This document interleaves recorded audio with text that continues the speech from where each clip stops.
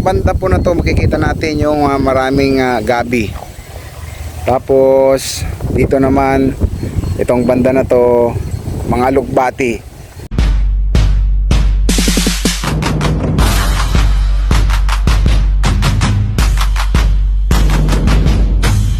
Nandito tayo ngayon sa garden, dito sa may phase 3. So ikutin po natin tong garden na to.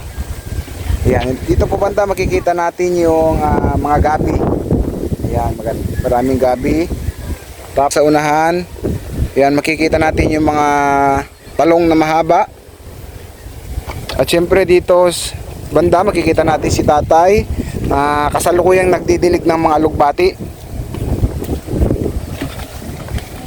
Ayan, makikita nyo tong mga side ng plot, mayroong mga kanal. So dyan po dumadaloy yung tubig. Saan galing tong tubig, tay? Yun yung mga galing sa ano, mga tubig. O yan. So yung mga tubig dito sa garden na to, makikita nyo may mga kanal siya. Galing po yan sa taas, sa mga bahay-bahay. So yan, dumadaloy dito sa mga kanal na ginawa ni tatay. Yung mga tinatapon na paglabahan, no? Yan, paglabahan, tapos yung mga pinaghugasan. So dito dumidiretso sa mga kanal na yan. Pero sa CR, sir, may sarili septic tank. Oh, hindi kasama yan. May sarili septic tank doon. Yan, dito naman banda yung mga pechay. Yan. Mga pechay, tapos sibuyas. Yan, maraming sibuyas din dito. Tay, ano itong maliliit? Ay, alugbati rin. Ito, alugbati. Tapos dito rin sa taas, mga kamuting kahoy. Yan, mga kamuting kahoy. Asan saluyot, tay? Ito? Ito mga saluyot. Yan to. Mga saluyot.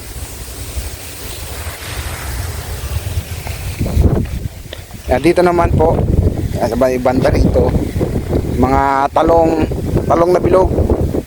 Yan, masarap pang pinakbet.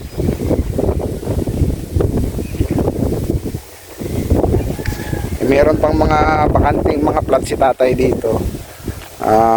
Naka-ready na po para sa itatanim ulit na pechay. Nakaroon po tayo ng mas maraming garden na tulad nito sa pamamagitan po ng Philippine National Police.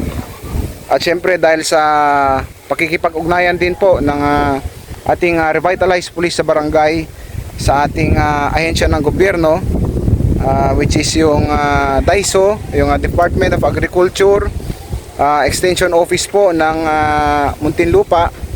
So kasama po natin sila at magkakandak po tayo ng seminar para sa mga ating mga kababayan na nakatira dito sa may Biaso. Kakausapin natin si Kuya Vicente alias Kuya Boy. So Kuya Boy yung palayaw niya dito sa lugar na to. Siya po yung may-ari ng garden na to. Yan, kung makikita nyo, yan, maluwang yung garden niya. Kadamuhan to ginamas ko lang pagkatapos tinaniman ko, nasanap ako ng mga buto para makatulong din sa akin. Ito, naanihan ko na yung mga pichay at saka yung talbos kamuti, nakatulong din sa pamilya ko. Araw-araw naming gastusin dito kami kumukuha. Oo, yung pang pinagbebenta mo ng mga gulay. Yun yung pinanggagastos siya pang araw-araw. Sa akin hindi ka na bumibili ng mga gulay. Hindi na sir, dito na. Dito na nag-harvest. Oo, dito na mag-harvest. Message mo sa mga kababayan natin dito sa sa lugar niyo? Sana gumagaya sila sa akin para dumami ang garden dito. At saka isa pa, maiwasan yung sunog sa mga damuhan. Oo, kasi nakapuriso sa biro. Kung makikita niyo po itong paligid namin yan, mga malalaking damo. Lalo ngayon tag-init. Mabilis masunog. Yan, kung maluwang naman po yung area nito, kung may Bucor, hindi naman pinagbabawal ng ating Bucor. Pwede pong pwedeng linisin at tamnan na gawing garden. Para at least yung mga kababayan natin may kuhanan ng pangkain sa panggastos, di ba? Oo, sir. Dito kaya kumukuha ng panggastos pag-aaral sa anak ko, sir. Dito lang anak ko na school. Oo, laki.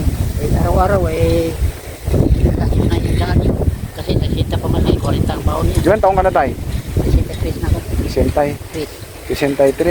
Makikita niyo itong lugar ng garden ni tatay. So mag-isa lang yan nililinis to. Nung unang dating namin dito, maliit lang to eh. Ito. Oh. Yan si tatay lang may garden yan. Ayan. Unti-unti. Tinatsaga ni tatay na linisan at taklan ng pakanting lote. Yan, malaking tulong po sa sa kanyang pamilya. Yung mga pina-harvest niya, binebenta, tapos yung iba pangulam nila. So maraming salamat tayo. Sige, sir, salamat, sir. Kung medyo malaki naman yung area nyo, katulad nung nakikita namin dun sa labasan, talagang pala yung gagamitin nyo, di ba? Yun. Hindi ko natin gusto na mag-ganon. Hindi na ko siya mag...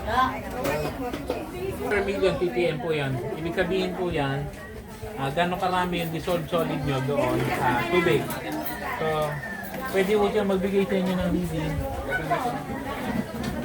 Ito po ang gagawin natin after nung makandak natin yung training na to. Magpuproceed na ho yung mga engaging farmer natin sa pagtatanim. While doing so, ang atin po mga extension officers ay babalik-balikan po sila para i-monitor po yung kanilang progress. Then after sometimes po na nagkaroon na po ng demonstrated knowledge po yung ating mga farmers, magpo-conduct naman po tayo. Pero yung susunod po natin training, magpo-focus na po tayo doon sa mga organic inputs na gagamitin po nila. Tuturuan kung paano mag-prepare ng fermented plant juice, fermented fruit juice, amino acid, fermented amino acid, at saka po yung herbal pesticide po. Kung paano pong gumawa noon, ituturo po natin sa kanila.